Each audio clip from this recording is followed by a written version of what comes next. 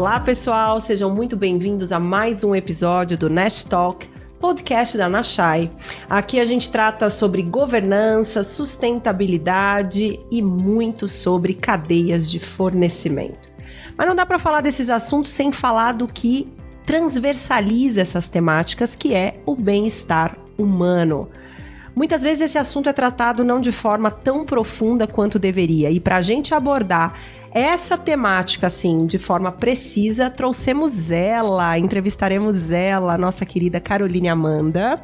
Eu vou deixar que ela se apresente, porque, Carol, eu sinceramente, eu não sei nem se eu tenho skin para lhe apresentar. Eu vou deixar que você diga a respeito de você mesma com toda a propriedade, já com todos os meus agradecimentos por esse tempo juntas. É maravilhoso sempre estar com ela, principalmente para falar sobre gente.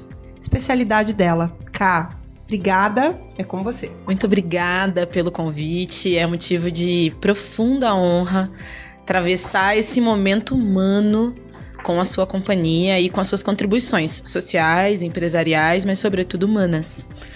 Eu sou Caroline Amanda, como a Fê apresentou. Eu sou uma pessoa interessadíssima em gente, então a minha formação de base é em ciências sociais.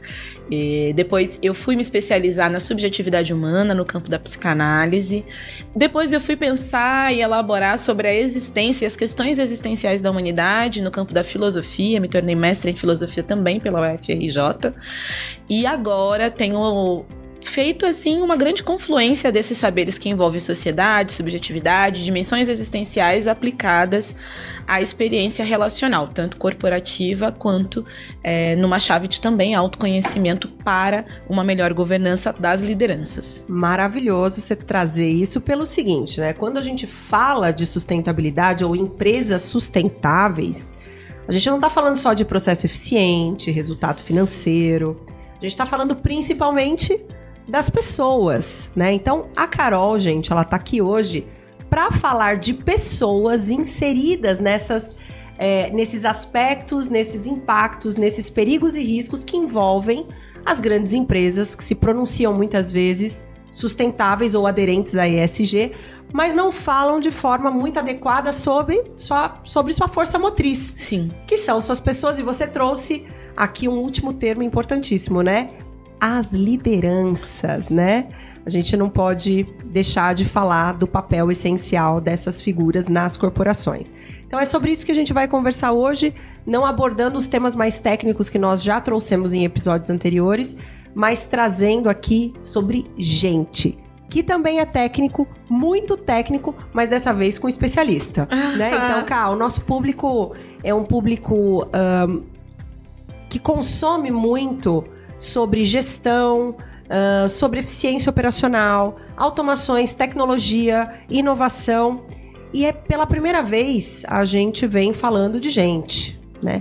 É como se todos esses outros assuntos fossem possíveis sem falar de gente, né? Então, eu entendo que a gente está na gênese da questão, exatamente, né? Hoje a gente vem, então, abordando justamente aquilo que propulsiona todas essas agendas, trazendo dessa forma, né? Então, Carol, eu queria falar um pouco sobre a sua jornada, né? Queria que a gente começasse o nosso bate-papo. Você trouxe a sua formação, por onde você passou, mas eu queria que você, junto dessa introdução, nos trouxesse se houve um momento, se houve uma fase onde você percebeu que o cuidado e o bem-estar eles também guiariam um bom projeto profissional ou algo de impacto tanto no indivíduo quanto nas empresas. Conta pra gente como é que você encontrou essa confluência. Ótimo, pergunta interessantíssima. Justamente, Fernanda, porque nós ainda vivemos nesse momento, né? Nós estamos gravando no ano de 2026, um pós-pandemia.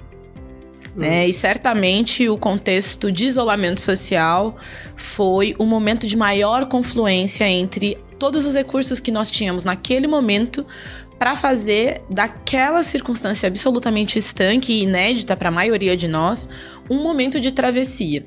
Então, para que fosse uma travessia sustentável, segura e que produzisse, apesar de todos os pesares, uma instância de bem-estar, vários profissionais, várias técnicas tiveram que confluir para que em casa ou a partir de casa nós pudéssemos produzir experiências satisfatórias para as empresas, para as pessoas lideradas e, sobretudo, para que os líderes tivessem sustentação para liderar. Então, naquele momento, foi a primeira vez que eu pensei, uau, então é útil trazer uma análise mais ampla sobre sociedade, combinada com uma análise sobre saúde e subjetividade, combinada com quanto isso pode ser objetivamente aplicado à realidade da gestão. Então foi o primeiro momento que eu pensei, que interessante, nós estamos conseguindo intervir, cada um da sua casa, apoiando uns aos outros para lideranças de ecossistemas que diziam respeito à manutenção da qualidade de vida de dezenas de milhares de famílias. Sim. Então esse foi o primeiro momento político, econômico, social, onde o cuidado tomou o centro do debate. Nós somos agora 6 anos depois, da deflagração da pandemia do Covid-19 no ano de 2020, cuidado tomou o centro. E eu acho que isso também reverbera muito 6 anos depois, na NR1, por exemplo. O cuidado não é uma trend, o cuidado não é uma tendência e não está restrito a um momento pandêmico. Ele transcendeu o seu lugar na gestão de pessoas. É interessante você trazer um marco, que essa transição, esse atravessamento da pandemia em todos nós, a sociedade como um todo e, obviamente, nos negócios, nas empresas, no formato de trabalho, no modo de trabalhar, A gente ia para o trabalho presencialmente, de uma semana para outra, desmobiliza-se, a gente deixa de enfrentar horas de trânsito, vai trabalhar remotamente, mas havia uma cultura até ali da gente saber muito mais sobre performar e quase nada sobre se cuidar, penso que essa fosse a leitura do momento, Então, a gente tinha instrumentos de performance, gestão de tempo, métodos de eficiência operacional, e muito pouco se falava sobre se cuidar. Inclusive, a gente vê alguns remanescentes de uma cultura anterior, quando a gente apresenta hábitos de cuidado, existe um estigma, como se houvesse uma oposição à produtividade, Eu fomento muito junto do time que o ser produtivo, Desculpem, descansar faz parte de ser produtivo, A gente precisa parar muitas vezes até para voltar em sua potencialidade máxima, voltar em condições de real produção. Mas, o que você acha, nesse contexto que a sociedade ainda entende pouco sobre cuidado, sobre o cuidado como uma construção dessa vida profissional, Fala um pouco disso pra gente, tanto indivíduos quanto empresas. Por que o cuidado não está inserido nessa construção? Eu gostaria de trazer um marcador mais técnico para elucidar a elaboração que eu pretendo trazer. A ONU instituiu há um pouco mais de uma década as ODS, os Objetivos de Desenvolvimento Sustentáveis, numa chave de marco global, para a redução de desigualdades de várias ordens. Orientando todo mundo para o mesmo caminho. Exatamente, com as suas agora 17 diretrizes. Depois vieram as diretrizes do desenvolvimento individual. Ah, é? Exatamente, que não são os Objetivos de Desenvolvimento Sustentável Amplo, mas as IDGs. Tá. Essas IDGs, o que elas têm como compromisso? O desenvolvimento do ser, com 5 pilares. Ser, relacionar-se, colaboração. Dentro do relacionar-se, deixa eu aqui pegar minha colinha, agir e pensar. Pensar, eu quero trazer um 6º ponto. Pensar, sentir. Tá bom. Então, o sentir é agregado ao pensar. Por quê? Quando a ONU percebe que é necessário elaborar sobre o sujeito, sobre a individualidade, dentro de uma experiência de produção de resultados positivos de marcadores globais, aí está o cuidado. Eu preciso cuidar das pessoas para que elas cuidem dos marcos, para que elas estejam motivadas e lúcidas sobre o quanto aquilo é um impacto positivo em perspectiva comunitária. Isso não se dá só na esfera das reduções das desigualdades, mas isso também pode ser aplicado às experiências de governança intracorporativas. Por quê? As corporações também têm suas metas. E as suas metas também têm impacto absolutamente positivo na sociedade. Mas para que elas sejam efetuadas e tenham uma eficiência sustentável, as pessoas precisam estar pensando, agindo, sentindo, colaborando, relacionando-se numa chave absolutamente saudável. Então, é possível, do global para o local, fazer esse Ctrl-V, Ctrl-C. E o cuidado é a tessitura de tudo isso. Não o cuidado, aquele que outrora foi percebido como um estágio de vulnerabilidade. Preciso cuidar porque você é vulnerável. Não, eu preciso cuidar porque você é precioso para que nós alcancemos os resultados que nós nos propusemos. Perfeito. Eficiência. Perfeito. Quando você traz performance antes de 2020, e aí a performance que ganha um novo contorno por ocasião da gente trabalhar no ambiente doméstico, uma instauração de home office como nunca antes foi vista, pelo menos na experiência no Brasil especificamente. Sim. Já era uma experiência em outros países, mas aqui não tinha o mesmo caráter. Nós saímos de um lugar de encenação para o questionamento do que é performance. Então, nós encenávamos performance. Boa. E nós começamos a questionar. Então, o que é performar? Sobretudo de maneira sustentável.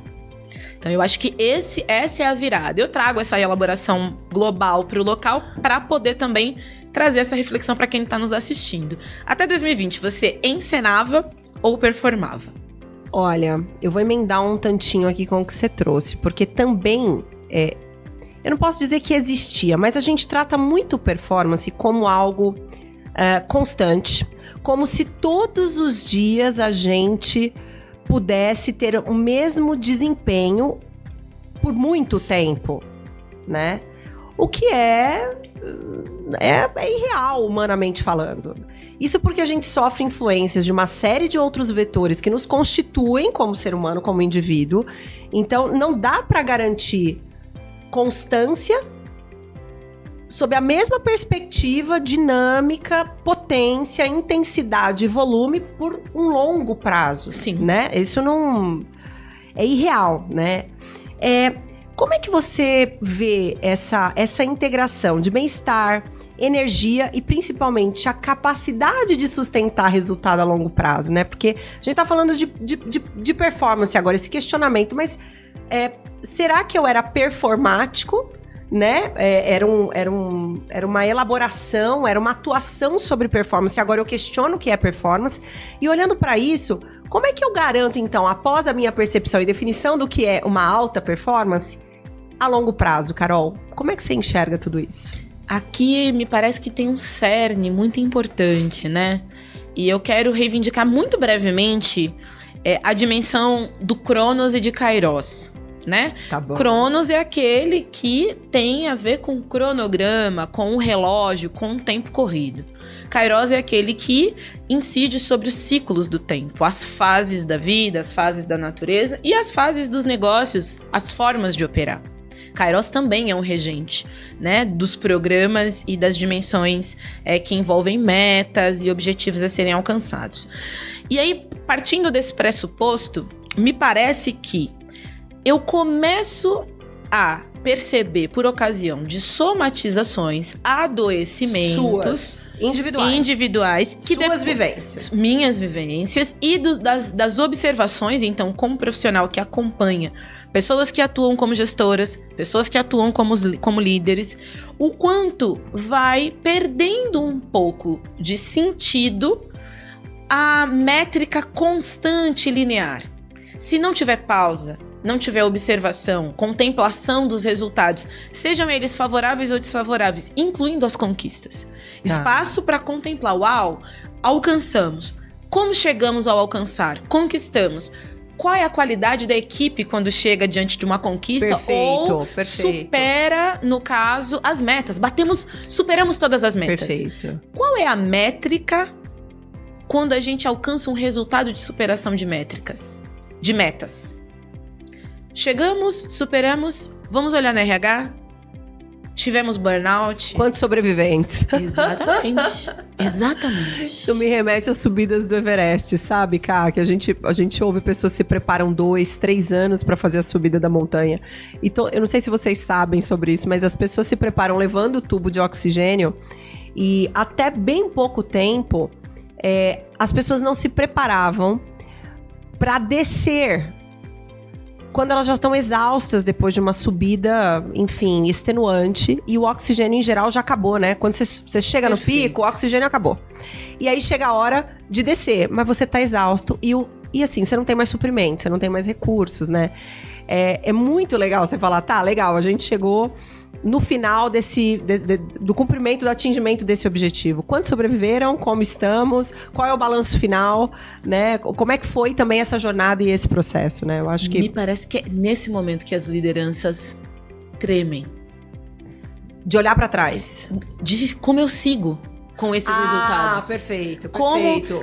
Como a pessoa que está guiando o retorno do Everest se sente quando vai perdendo recursos, ou esses recursos vão, enfim, perdendo energia, tônus, vão adoecendo. Isso tem a ver com a não visibilização da experiência cíclica. Tá. A não visibilização das fases de subir o pico do Everest. Tá bom. Tem que subir, mas tem que descer. É isso. Isso acontece na vida e nos negócios. Sim. Tudo que acende, expande, alcança o seu lume e uma hora precisa também estar organizado para recuar. É isso. E esse recuo nem sempre é previsto dentro das experiências de liderança e corporativa.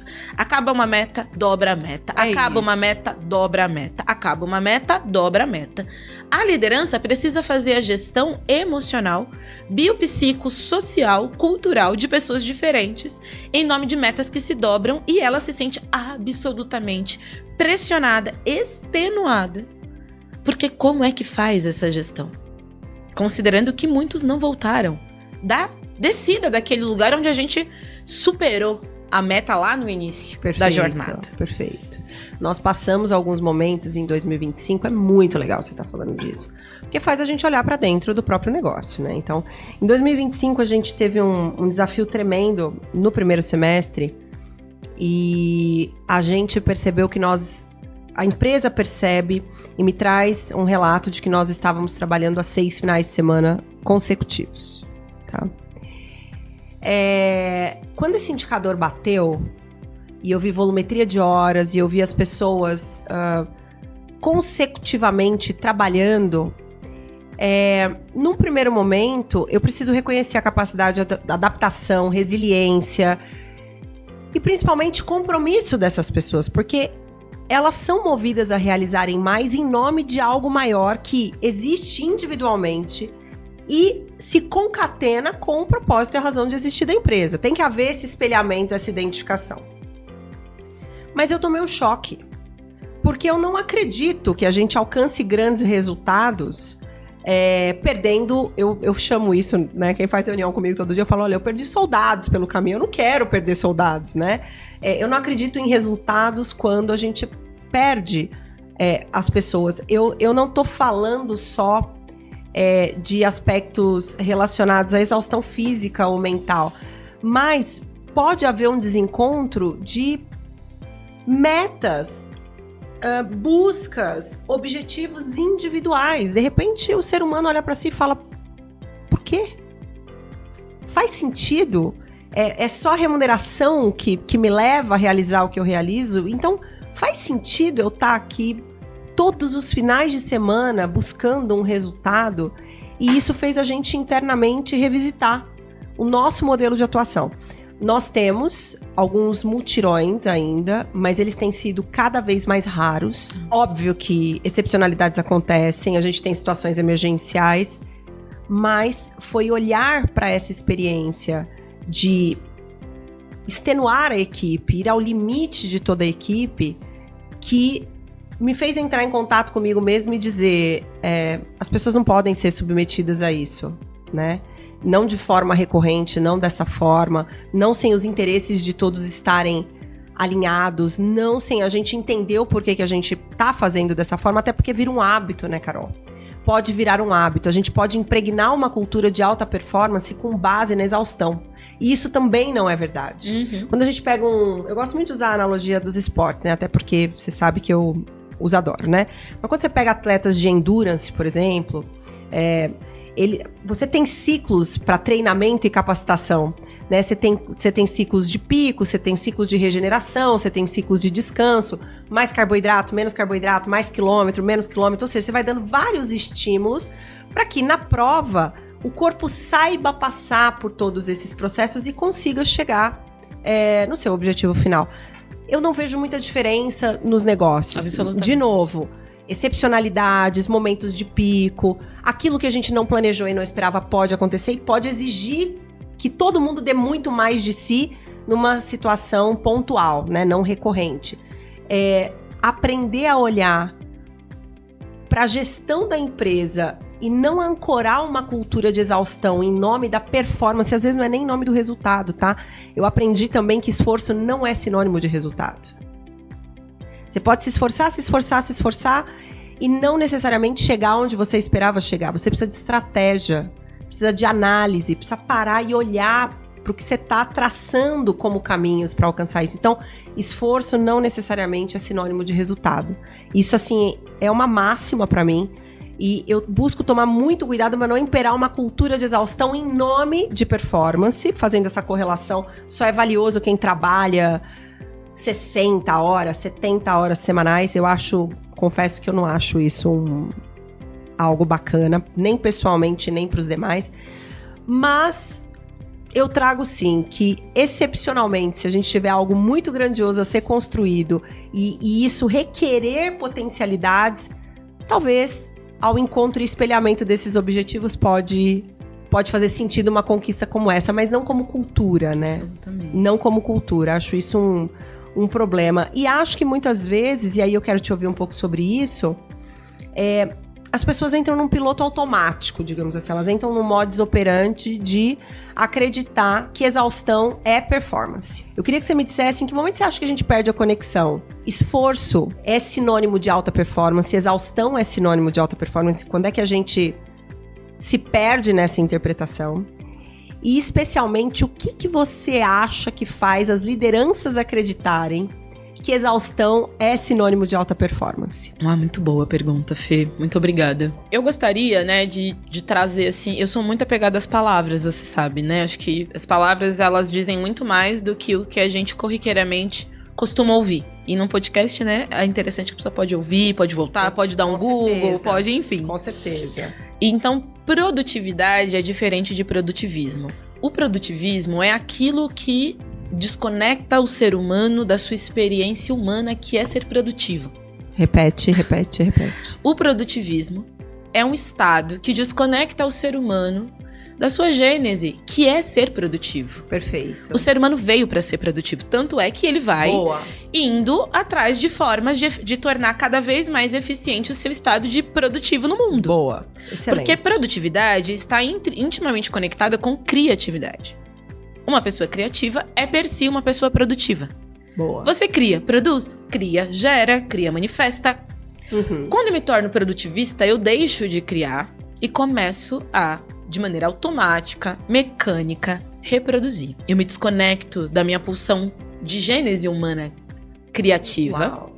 E começo a reproduzir. Isso é uma crítica, inclusive, de alguns economistas, que vai falar, né, que o trabalho é um elemento importantíssimo da constituição da excelência do sentido de humanidade. Sim. Por meio do trabalho, sim, a gente pode sim se realizar. A grande questão é que os modus operandi de trabalhar foram alienando o sujeito da sua qualidade criativa de gênese. Perfeito. Então, quando eu tô vivendo jornadas extenuantes, finais de semana, as culturas que exaurem a minha capacidade criativa e exigem a minha capacidade produtivista, eu vou me desconectando. E eu posso parar em algum momento e dizer, mas por que mesmo que eu tô fazendo isso?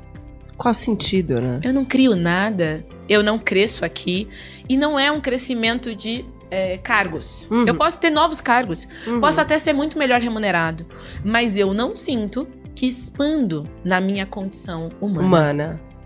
E aí eu começo a questionar. Então, essa sacada, e mais uma vez trazendo, né, os objetivos de desenvolvimento sustentável com os objetivos de desenvolvimento do indivíduo, o quanto foi interessante esse movimento, né, da Organização das Nações Unidas, porque foi necessário intervir ou contribuir para uma intervenção de autopercepção diante dos grandes objetivos. Perfeito. Senão, a gente pode perder o sentido e desengajar, tanto naquilo que pode fazer o mundo ser melhor, quanto naquilo que pode fazer as empresas serem cada vez mais eficientes, todavia sustentáveis também. E aí, né, o que eu tava te trazendo, né, quando eu recebi o convite da Fê, com muito orgulho, assim, muita satisfação, eu falei, Fê, quero muito falar sobre sustentabilidade, mas gostaria também de que a gente pudesse produzir apenas que fosse uma reflexão sobre sustentabilidade e regeneração. Mais uma vez, eu apegada às palavras. Me parece que a sustentabilidade é uma categoria que traz muitas mobilizações, inclusive de expansão de consciência acerca do que é ser sustentável. Mas, do meu ponto de partida, eu quero compartilhar com a audiência da Nashai e com você, sustentabilidade diz muito sobre uma matemática de tira e coloca. Então, se eu desmato uma árvore, eu boto uma árvore no lugar. Se alguém ficou adoecido, eu implemento uma política anti-adoecimento daquele segmento ou daquele setor que expressou 3, 4, 5 ou 6 soldados, trabalhadores, profissionais, colaboradores que extenuaram. E aí, burnout, ansiedade, pânico, enfim, outras tantas sintomatizações que são desse universo. A regeneração me parece ser algo muito mais eficiente e que está conectado com algo muito importante que você fez na pergunta, que você trouxe na pergunta, que é o tempo. Me parece que as lideranças que são visionárias, enxergam a longo prazo, elas estão pautadas no tempo que não é da emergência e da urgência. Faz a gestão das habilidades, dos talentos e da energia, da vitalidade daquelas pessoas, mirando longo tempo. Sim. E se eu miro longo tempo, eu tô falando de experiências regenerativas, ambientes em prol da vida e não da mitigação da doença. Perfeito. Se eu faço uma gestão que mitiga doenças, que mitiga adoecimentos, eu tenho uma experiência sustentável. Perfeito. Se eu tenho uma gestão que tem uma expressão visionária e que está promovendo uma ambiência que gera vida por vida, vitalidade para mais vitalidade, criatividade para mais criatividade, portanto, produtividade para mais produtividade, eu estou sendo, então, um gestor, uma gestora, uma pessoa gestora visionária. Perfeito. E regenerativa. Perfeito. Como que... Aí vou aqui agora trazer para a Fê, que é também minha mentora. Então, fico muito feliz de poder ter essa troca pública e te ouvir também nesse lugar para saber se essa sensação faz sentido para você, que é uma grande gestora. Eu vou voltar um pouco. Você falou de criatividade, né? E falou de produtividade relacionada à nossa criatividade, que essa é a gênese humana, é a nossa essência, né? Nossa centelha. Eu gravei um podcast há umas 3 semanas com um conselheiro nosso, que faz imersões, faz vivências, e ele foi para SXSW em janeiro do ano passado, nos Estados Unidos, e o produto final da vivência dele lá foi que nós estamos adentrando uma nova era. Por ocasião, basicamente, uma síntese aqui, da computação quântica e da inteligência artificial. Tem um tanto de engenharia de materiais, tem também um tanto da nova medicina em razão dessa evolução tecnológica, mas basicamente em razão da computação quântica e da inteligência artificial. Porque a feira demonstrou o seguinte: qualquer ser humano que desenvolva um trabalho em frente a um computador, ele, solitário com o computador, muito provavelmente, ele será eu não vou dizer substituído, mas ali irá se esvaziar sua potencialidade humana, porque a computação quântica e a IA vão executar o que ele executa. Portanto, e sendo isso, em qual era nós estamos? Nós passamos pela Revolução Industrial, né? Depois a gente teve uma revolução tecnológica em razão do hiperprocessamento de dados, a revolução da internet, a era da energia. E agora nós estamos numa nova era. Posto esse contexto e a chegada de uma nova era, em qual era estamos? Os especialistas lá disseram que é a era da criatividade. Então é interessante como conflui esse chamado do indivíduo para si próprio e uma era que pede um renascer. Talvez uma regeneração, então, agora numa transição para o que você está trazendo, daquilo para que de fato se veio fazer, né? Então a gente passou ali por tempos modernos do Chaplin, né, onde a gente apertava parafusos, inventaram coisas que agora apertam parafusos sozinhos, e a gente volta talvez para aquilo que a gente precisasse ser. Me parece assim, a gente foi sequestrado e tá voltando para casa, né? Estamos indo de volta para aquilo que a gente precisa ser. É muito legal falar desse assunto porque a gente é muito instrumentalizado da perspectiva de execução de tarefas e atividades hoje. A gente tem vários métodos, muito conhecimento, a gente tem hiperprocessamento, tem internet, tem tecnologia, mas muitas vezes a gente não consegue resolver problemas, porque a nossa capacidade de análise ainda não foi explorada por completo, talvez, porque talvez a gente ande duvidando da nossa capacidade de resolver problemas, né? Eu não devia falar dele, que é o Bill Gates, nesse momento de Epstein, né? Mas eu não tenho como mencionar uma reflexão muito interessante que ele trouxe. Durante a SXSW, inclusive, dizendo o seguinte, que a gente não pode ter tanto medo de para onde a humanidade está indo, não nesse contexto de desenvolvimento social e novas tecnologias e formato de trabalho ou profissões, porque nós temos capacidade de resolver todos os problemas que nós mesmos criamos. E você fez essa correlação com sustentabilidade, né? Muito aplicada num campo de, a gente chama, né, que é mitigação e o que é remediação, né? Então, muito num lugar de remediar os impactos que a gente já causou, a gente teria aqui cognição, insumo, suprimento, tecnologia, conhecimento para remediar. Mitigar, a gente também tem conhecimento, mas eu acho que regenerar o que já existe é um lugar muito peculiar, né? Porque também a gente não é instrumentalizado para buscar consertar algo dentro de si, que talvez, em primeiro lugar, dentro de si, que não esteja tão bom, né? Para depois projetar isso para fora. Talvez porque, como humanos, a gente tenha muita dificuldade de olhar para as nossas sombras, a gente tenha muita dificuldade de reconhecer falhas ou erros, talvez porque a gente está sempre olhando para fora, né, Carol? E mirando muito mais no que parece uma alta performance colocada nos posts de internet. Então, eu acho que o despertar, assim, abrir os olhos para dentro e buscar reconstruir aquilo que foi fragmentado, independente do porquê e como foi fragmentado, é um lugar do humano de olhar quase de uma forma estoica, talvez. Né? E buscar virtudes em si, né? Se reconstruir para poder reconstruir o que está fora. Mas, dada a sua provocação e pergunta, eu não acho que é possível a gente regenerar o que está fora sem regenerar o que está dentro. Absolutamente. Né? E eu queria conectar um pouco isso com a qualidade das pessoas que guiam pessoas para serem regeneradas, né? Que é o que a gente chama de liderança. Muitas vezes a gente observa lideranças absolutamente técnicas, capazes, com um acúmulo de conhecimento, hard skills, soft skills, eventualmente inner skills, conhecimento, habilidades, atitudes, introduzidas nas organizações, mas fragmentadas, laceradas internamente.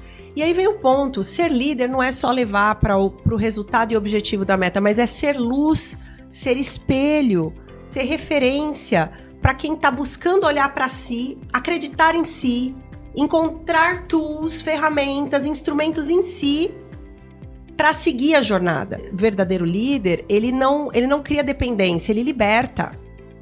Porque é como se ele fizesse o ser humaninho olhar para dentro dele e falar, você pode. Encontra tudo que você tem aí dentro, eu vou te dar algumas... Você fala muito o termo, a Carol fala muito o termo assim, ó, isso é uma senha. Então, olha, eu vou te dar uma senha, avalia se é isso, né? Não dá pra ter a pretensão de saber o que o outro tem dentro de si também, né, Carol? Não. Mas olha, tem aqui uma senha, olha pra dentro de si e avalia se esse recurso que você tem é suficiente pra seguir nesse caminho aqui. Eu tô aqui pra te ajudar a iluminar esse lugar, nós precisamos chegar lá. Nós precisamos e vamos. Vai encontrando isso dentro de você. E aí essas lideranças, muitas vezes, elas não têm eixo, envergadura, recurso. Eu tô dizendo verdadeiramente, tá? Genuinamente, essencialmente, porque na aparência se romantizou esse aspecto da liderança. Você sabe do que eu tô falando. Absolutamente. Tá? Se romantizou essa ideia de liderança. Gente, Maquiavel fala uma coisa muito, muito realista, né? Existe uma grande maioria das pessoas que precisa ser guiada. Ainda bem.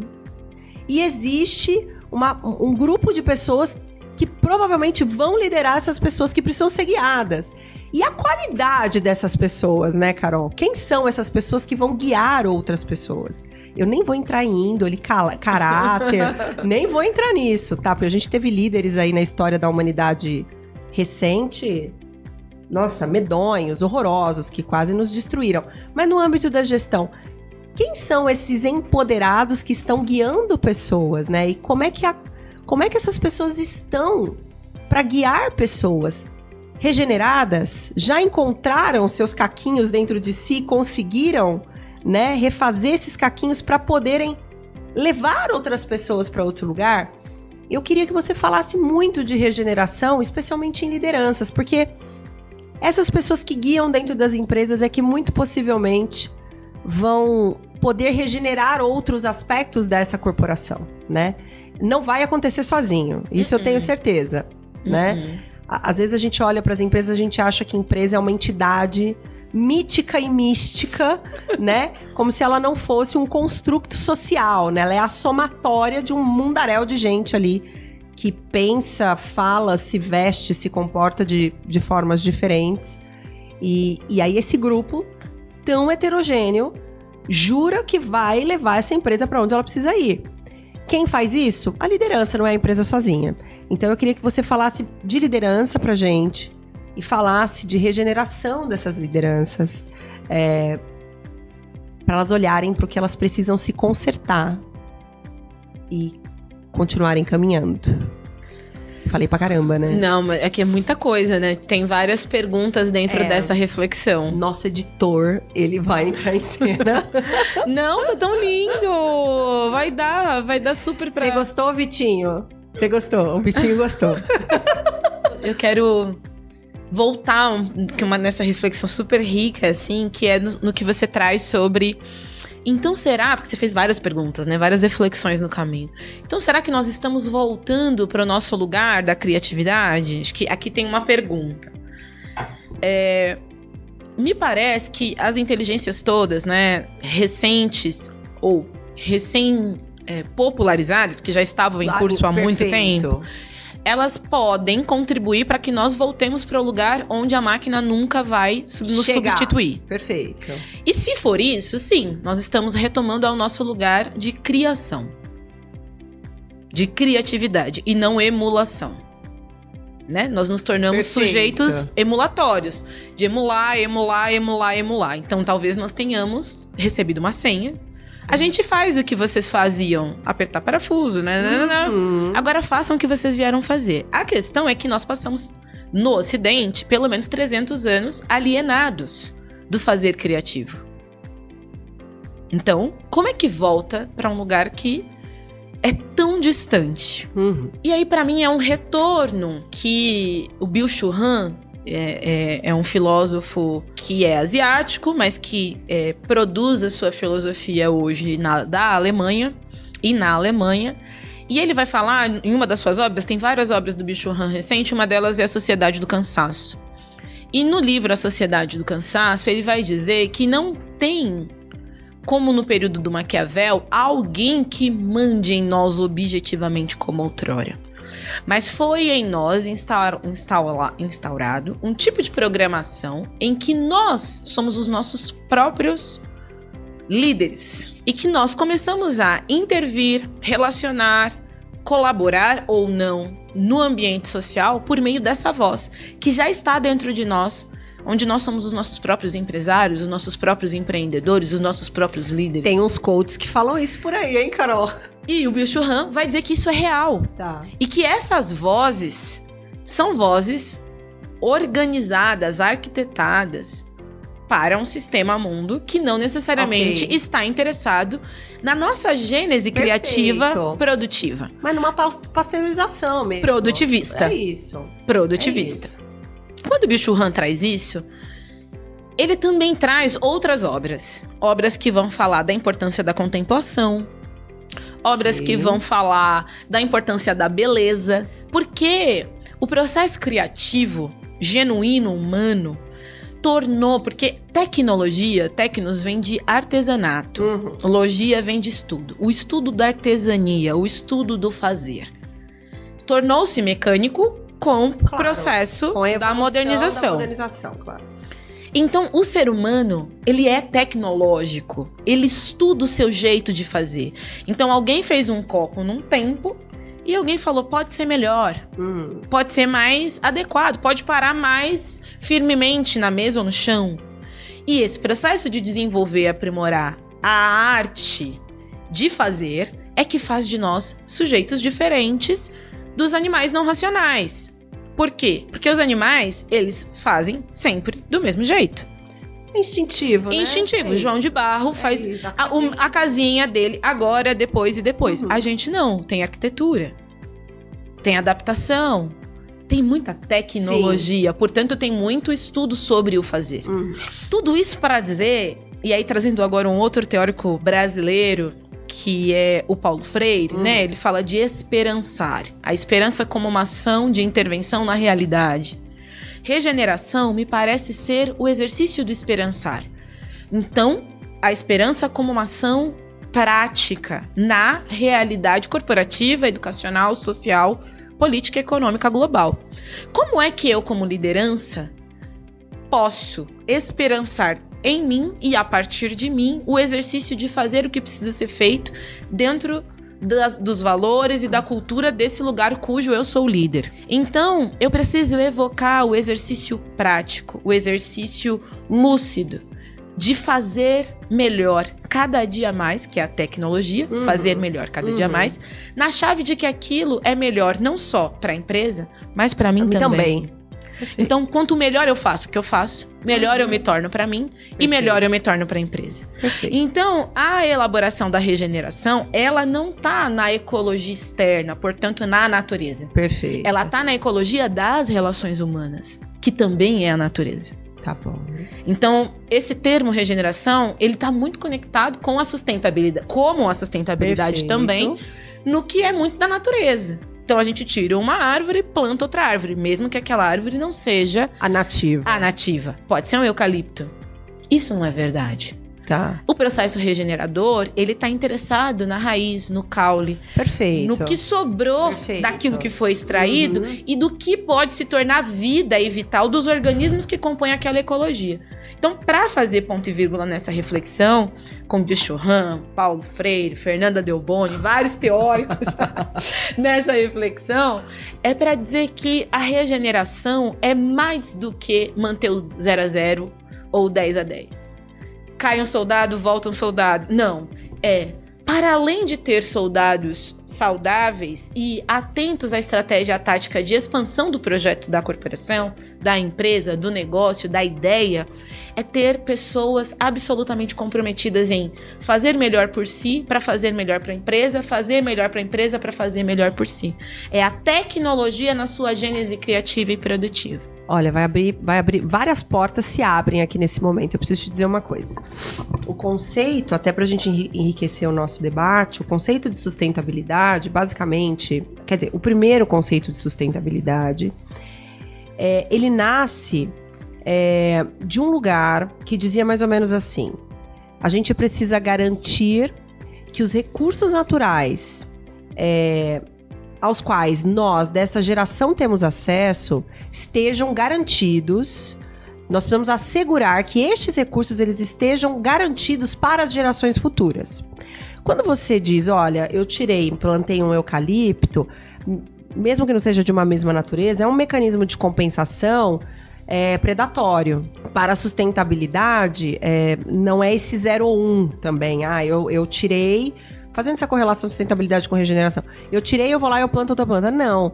Porque tem uma série de implicações plantar o eucalipto, tá? E porque ele, como tipo, ele impõe ali pro solo onde ele está inserido uma série de questões relacionadas ao seu crescimento, drenagem de água, enfim, tem uma série de questões técnicas a respeito desse aspecto. Até os termos, as terminologias que você traz, quando a gente fala de sustentabilidade, a gente usa muito termos como mitigação, remediação, compensação, que são termos preocupantes, tanto que junto da sustentabilidade nasce o conceito de greenwashing também.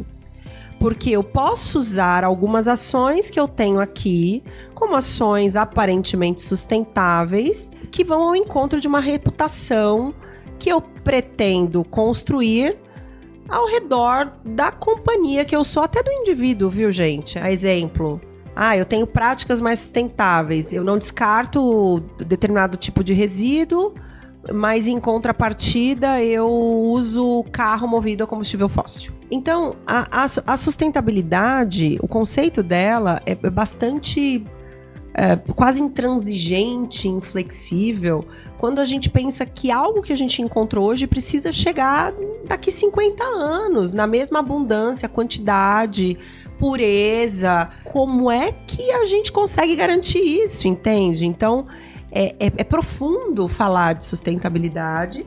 E quando a gente olha para a regeneração, tão profundo quanto, né? Porque não tem compensação em consertar alguém, né? Não tem assim, eu vivi esse trauma, deixa eu colocar isso aqui no lugar, perdi meu cachorrinho, vou dar outro para consertar. Não é assim que funciona, não existe isso nas emoções humanas, a gente não tampa buracos, né? Então, é muito legal essa correlação que você faz, porque sustentabilidade em si é um desafio para a humanidade. A gente garantir que a gente vai entregar esse planetinha aqui para essa turma que tá vindo, da mesma forma que a gente recebeu, a gente já não vai entregar mais, cara. Absolutamente, bem como a gente não um líder não vai entregar uma equipe exatamente como ele a recebeu antes da empreitada para a meta e etc. Perfeito. E essa lucidez é fundamental, no meu ponto de vista, porque quando a gente está falando da ecologia, da ambiência,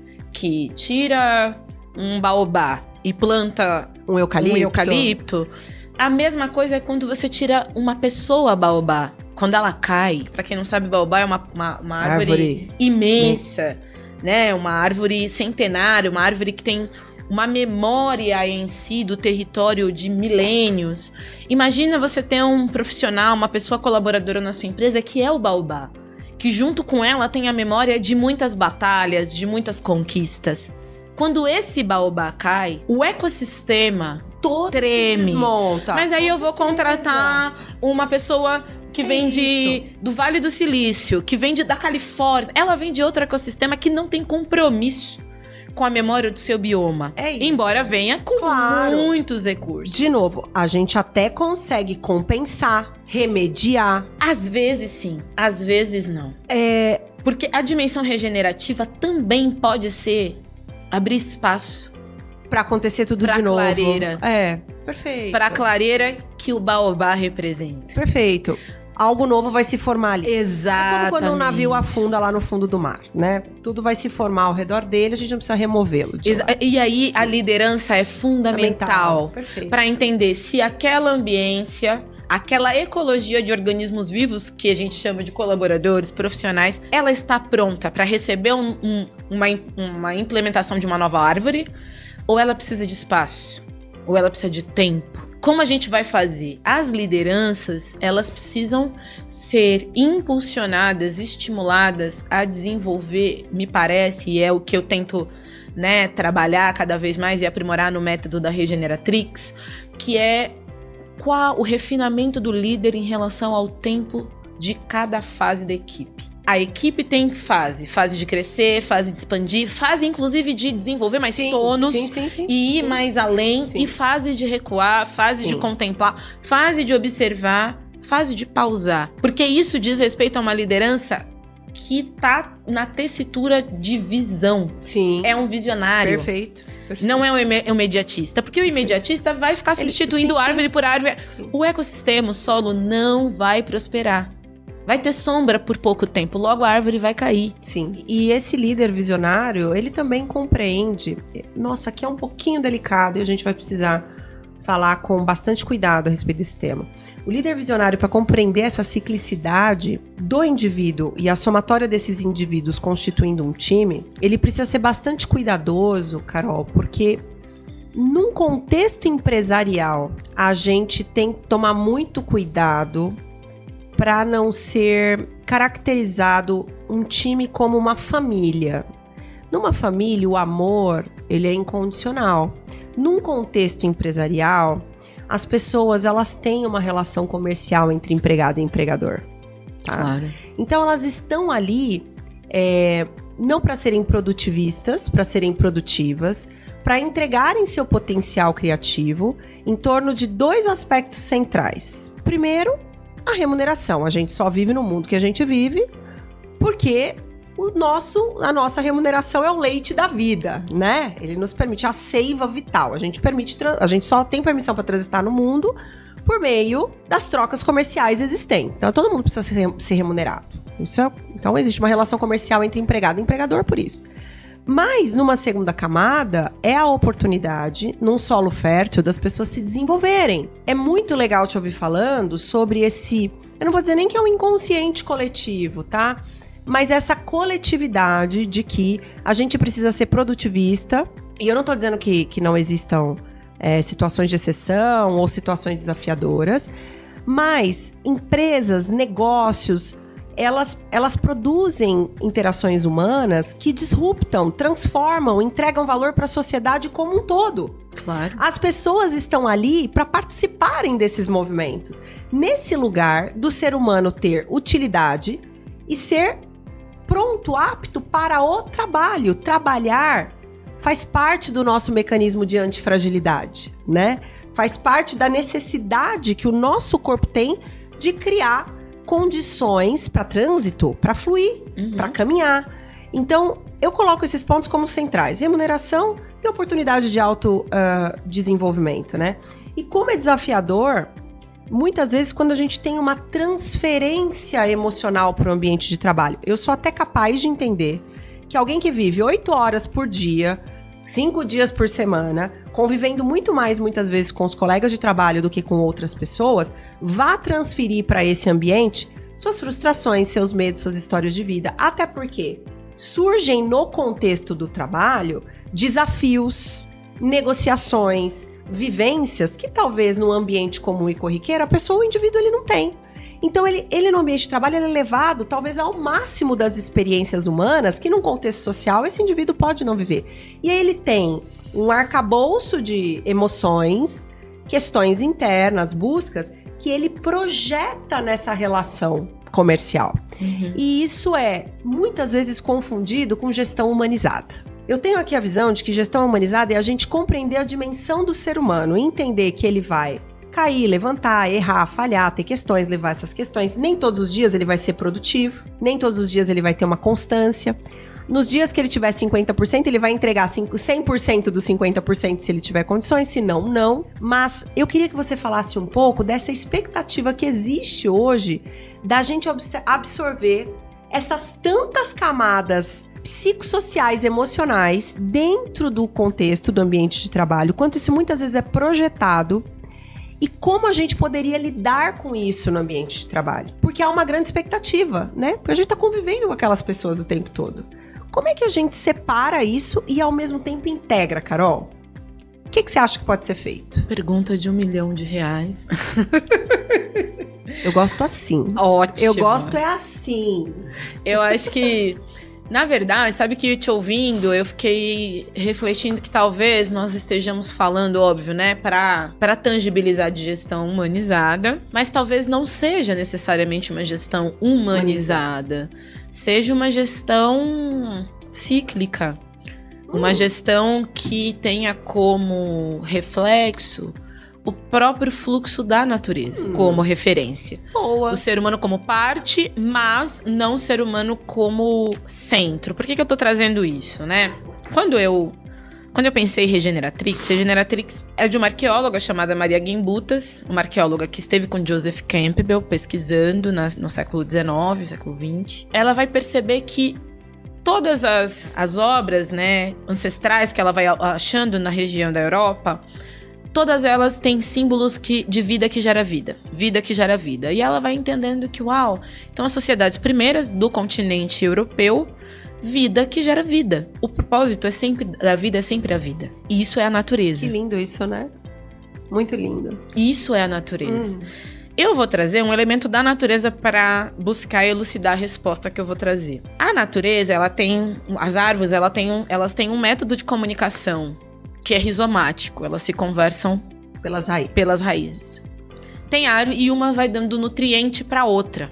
Então, se uma tá para cair, ou tá ficando fraca, ou tá com fungos contrários, a outra transfere mais nutrientes e tem toda uma organização super vitalizadora, ou revitalizadora. Perfeito. Mas entre elas tem árvores que suga tudo e não deixa nada ir para outras. Isso tem um nome técnico. Igual gente. Isso. Entendeu?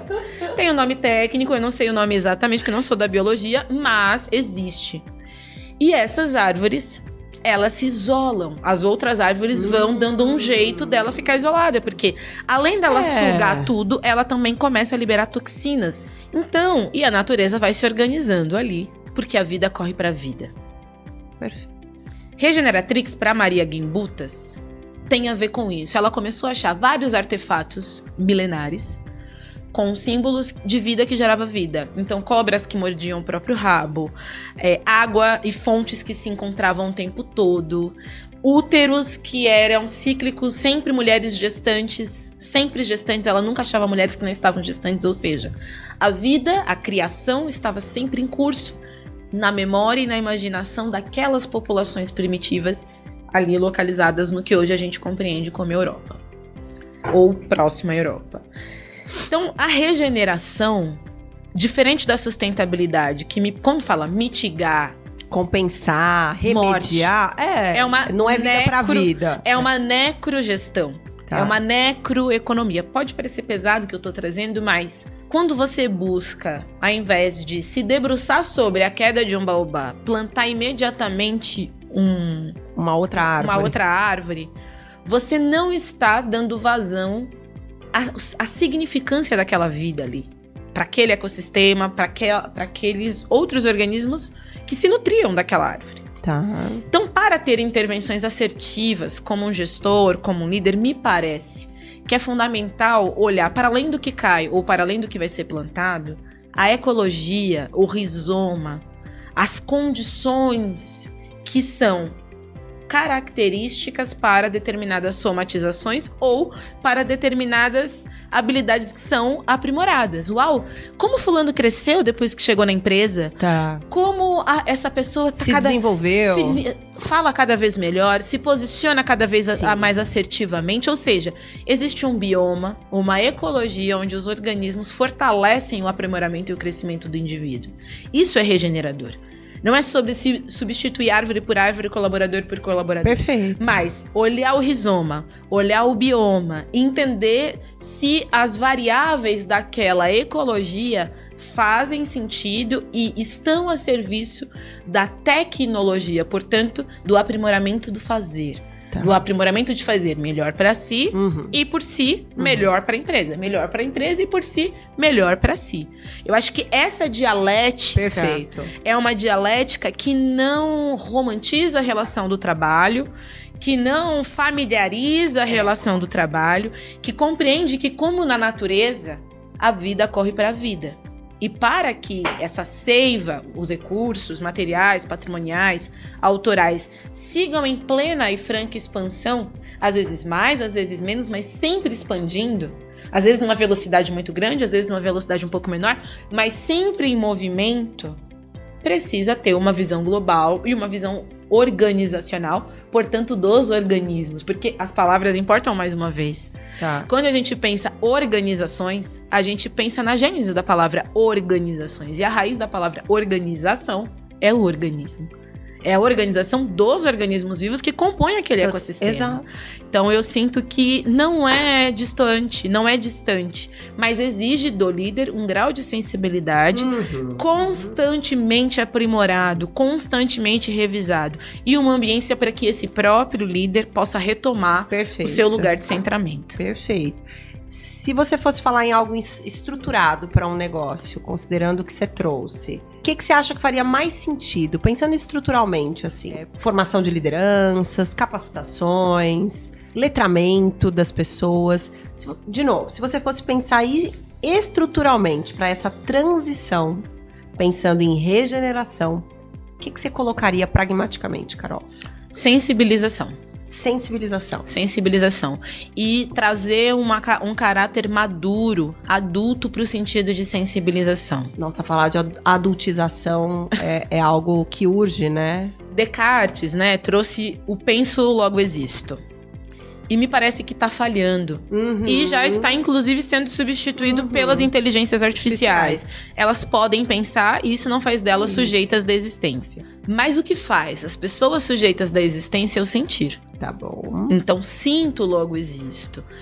As lideranças precisam e podem, cada vez mais, por ocasião de estarem cada vez menos necessárias no lugar da articulação dos dados, das métricas, porque as inteligências artificiais fazem isso com primazia, se especializar em sentir numa qualidade madura, numa qualidade consequente, numa qualidade adulta e numa qualidade que seja necessariamente visionária, sentir a longo tempo, solucionar com sentidos, tato, olfato, paladar, visão, audição e os sextos sentidos, né? Ter feeling, captar quando vai chover, captar, né, como era na natureza, captar que talvez a equipe não tenha ainda nenhum dado que deponha contra a sua capacidade de execução, mas tem algo aqui acontecendo. Os dados não me revelam, não vejo nada objetivamente, mas eu sinto que há algo acontecendo aqui. Uma liderança que sabe sentir e que aprimora os seus sentidos é uma liderança que antevê crises. Então, me parece que agora é o tempo do aprimoramento do sentir e dos sentidos. Sabe, você falando, não me vem que regenerar é desacelerar o crescimento. Me parece que regenerar é garantir um crescimento a longo prazo, uma ascensão que vai sobrepor uma barreira de espaço e tempo. Em tempos tão incertos até, Carol, quando eu olho geopoliticamente, economicamente, a gente acabou de sair de Davos agora, então falar em perenidade é algo tão distante, né? Porque tudo aparentemente muda o tempo todo, né? Então é como se nada pudesse ser contínuo por muito tempo. Mas a humanidade aqui está e com certeza aqui estará por muito tempo, né? Então, quando a gente pensa nos negócios, é por meio das pessoas que sustentam essas organizações, por mais avanços tecnológicos que nós tenhamos, né?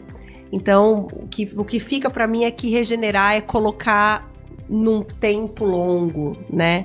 Acho que regenerar é quase que transpor essa barreira, né? De que algo se finda, mas é garantir que a gente vai compreendendo com mais lucidez, vai pensando e sentindo de modo que a gente leve um negócio muito além do que o espaço e o tempo determinariam em razão de tudo que a gente observa externamente, né?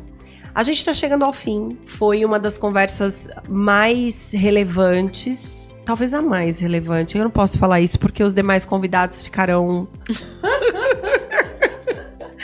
Mas foi uma conversa que teve a gente segue um roteiro aqui, mas falar com a Carol é sempre trazer muito conhecimento e muitas reflexões. Falar com a Carol é falar muito mais sobre novas perguntas do que respostas para tudo, né? Então, eu saio daqui, com certeza, muito mais rica de aprendizado, né, de conhecimento e, claro, com muito mais questões a serem respondidas sobre pessoas, né? Tudo isso precisa ser traduzido de forma muito pragmática, né, Carol, para o nosso dia a dia. Numa organização, a gente precisa de planejamento, método, processo, procedimento, indicador que mede isso. Então, fica aqui o desafio de como a gente vai inserir tudo isso dentro de uma boa pauta de gestão.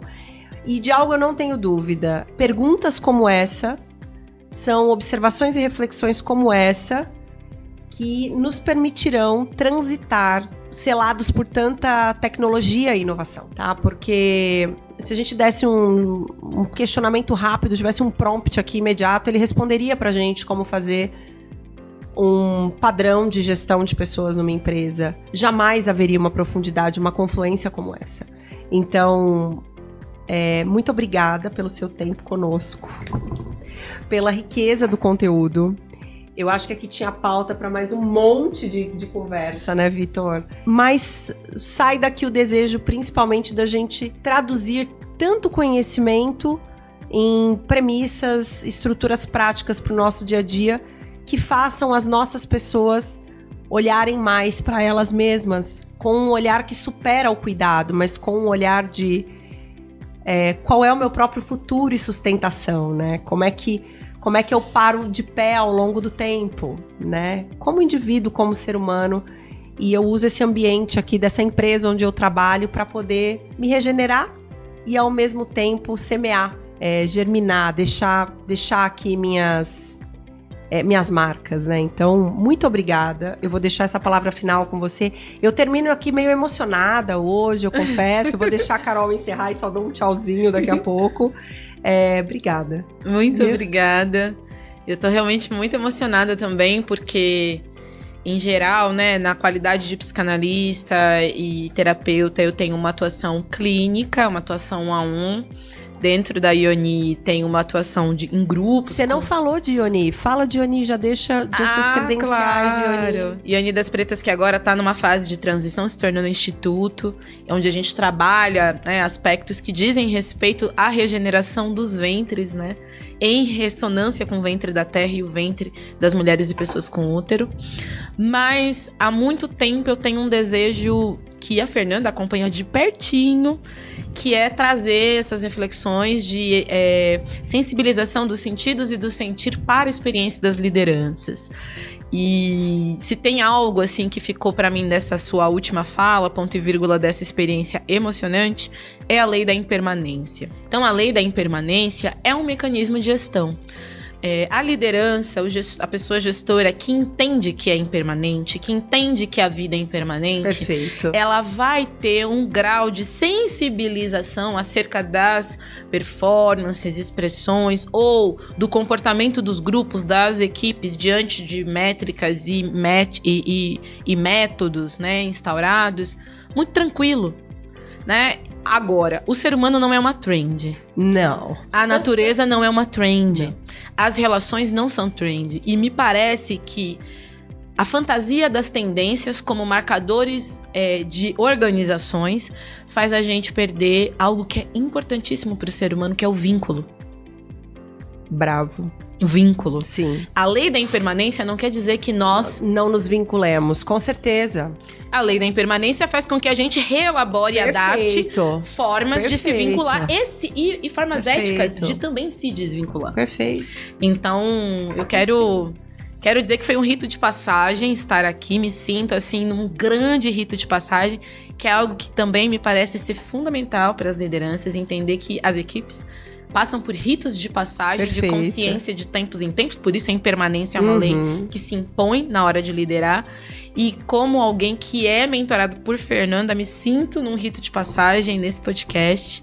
Muito dessas elaborações que vocês têm acesso aqui foi conversada às sextas-feiras de manhã ao longo dos últimos anos. E aprimoradas por ocasião da escuta e de todos os recursos que Fernanda generosamente compartilha semanalmente comigo. E eu sinto de verdade que é um tempo novo e é um tempo em que olhar para a natureza, talvez a gestão que a gente pode fazer, talvez não seja a tal da gestão estritamente humanizada, mas uma gestão que tenha como referência, reflexo direto, a vida que corre para a vida. Maravilhoso.